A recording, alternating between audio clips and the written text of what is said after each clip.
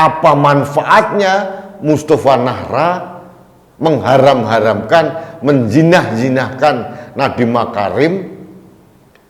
Mustafa Nahrawardaya ini offside. Belum tentu, sekali lagi, belum tentu kehidupan keluarga dari Mustafa sebahagia dari keluarga Nadiem Makarim. Belum tentu. Kalaupun kehidupan keluarga dari Mustafa rusak, saya pun tidak berhak untuk mengomentari.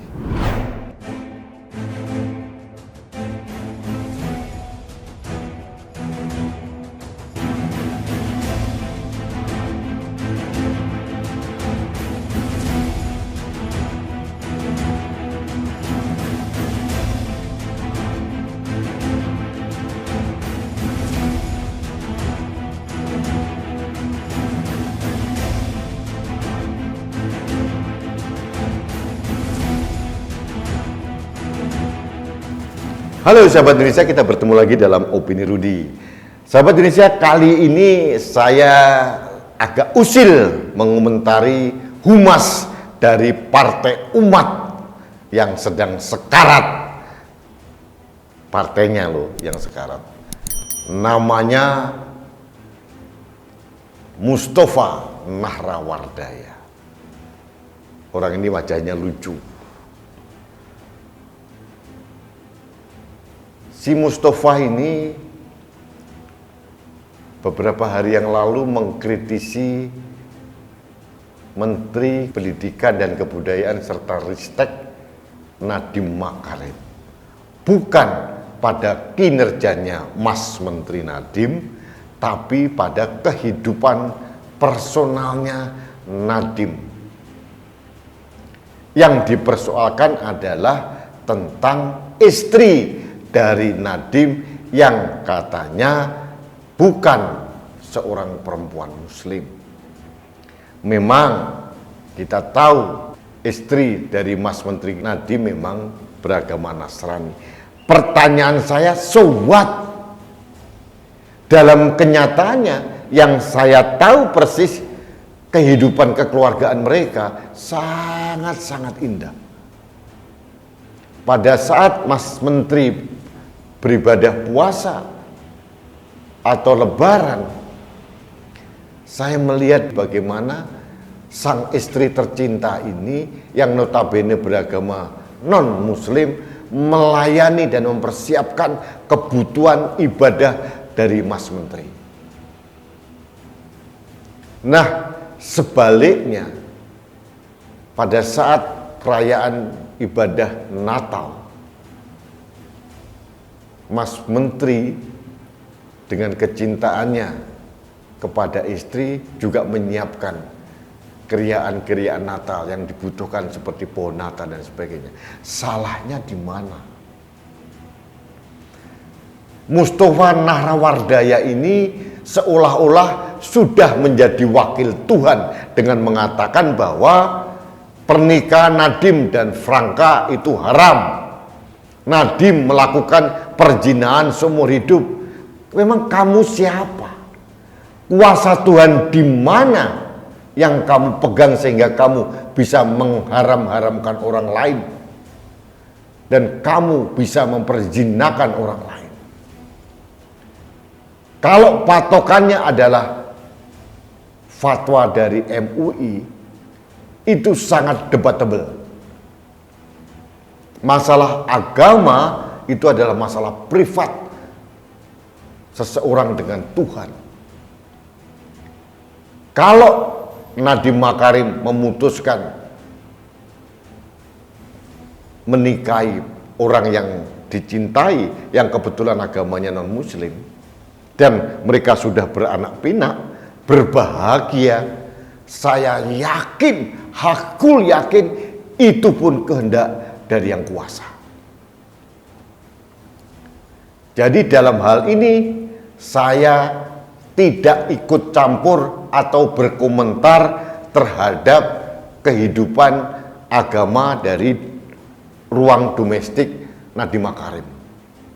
Ini adalah urusan mereka. Kita tidak boleh ikut campur. kita jangan masuk ke ruang domestik seseorang.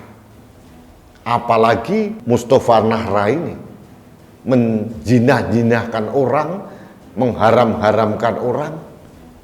Memang kamu itu dapat surat kuasa dari Tuhan gitu? Heran saya. Kalau kita mau beragama, beragamalah dengan sederhana dan berbaik sangka. Ini Indonesia, Bung. Kalau kamu tidak setuju dengan perkawinan campuran seperti yang dilakukan oleh Nadiem, ya sudah, jangan lakukan hal yang sama. Kalau itu prinsip saya. Katakanlah saya tidak setuju dengan Nadiem Makarim untuk kawin campuran, oke, saya tidak melakukan hal itu, tapi saya tidak mau masuk ke ruang domestik mereka, apalagi menjudge atau menghakimi mereka. Mustafa Nahrawardaya ini offside. Belum tentu, sekali lagi, belum tentu kehidupan keluarga dari Mustafa sebahagia dari keluarga Nadiem Makarim. Belum tentu. Kalaupun kehidupan keluarga dari Mustafa rusak, saya pun tidak berhak untuk mengomentari. Itu urusan privat, itu urusan domestik dari Mustafa Nahrawardaya. Jadi, mari saya mengajak semua anak bangsa untuk tahu diri.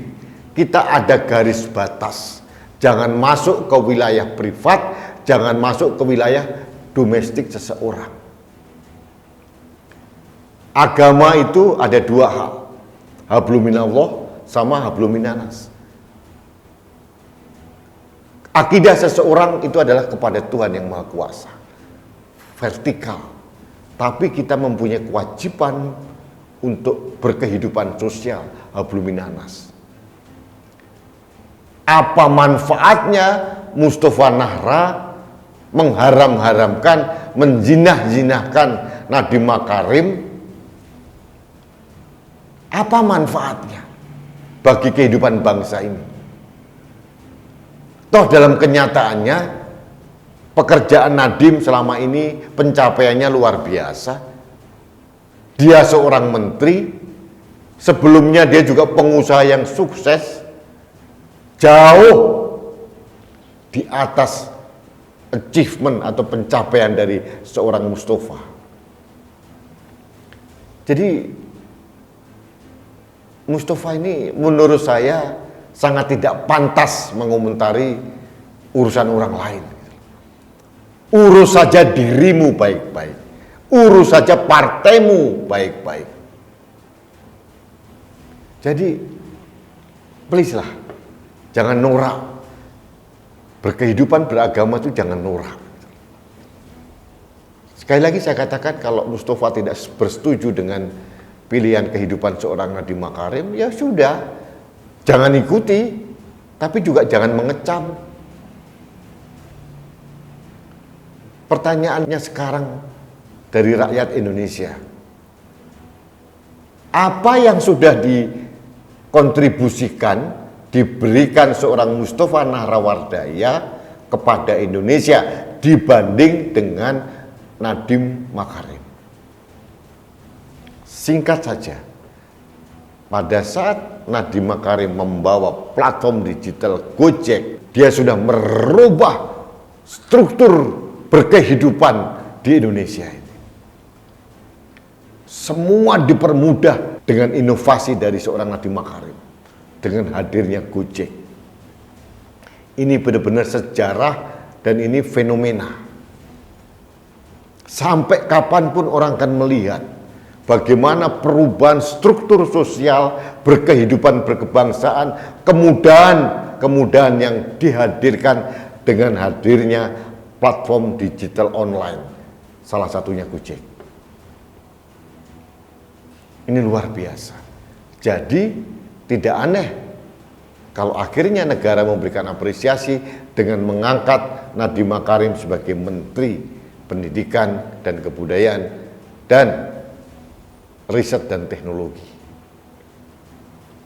Sebaliknya sekarang, apa yang sudah dilakukan oleh Mustafa Nahra selain menjadi Mr. Comel dan Mr. Nyinyir? Mohon maaf, saya sama sekali tidak melihat jejaknya. Itu saja. Baik sahabat Indonesia, demikian opini saya. Sekali lagi saya mengajak Anda bahwa kita berkomentar selalu ada koridor, ada etika sosial. Jangan kita masuk pada wilayah privat seseorang, jangan kita masuk pada wilayah domestik seseorang. Ini offset, ada garisnya. Jadi Mustafa harus hati-hati berkomentar. Tolong kalau punya cermin, berkacalah. Apakah pantas seorang Mustafa yang bentuknya seperti itu mengomentari Nadiem Makarim? Kalau sudah ada jawaban, tolong kasih tahu Indonesia. Itu saja pesan saya pada Mustafa. Baik sahabat Indonesia, terima kasih Anda telah mengikuti opini saya terkait dengan narasi atau statement yang dibuat oleh Mustafa Nahrawardaya, politisi dari Partai Umat. Mudah-mudahan opini saya ini bisa menjadi counter narasi dari apa yang disampaikan oleh Mustafa Nahrawardaya. Terima kasih. Sekali lagi saya mengajak Anda untuk selalu taat protokol kesehatan. Salah satunya adalah selalu setia dan tidak pernah lupa menggunakan masker. Karena masker saya melindungi Anda, masker Anda melindungi saya, masker kita melindungi Indonesia. Salam satu Indonesia, salam budaya Nusantara, salam toleransi, salam sehat untuk Indonesia. Saya Rudi SKM.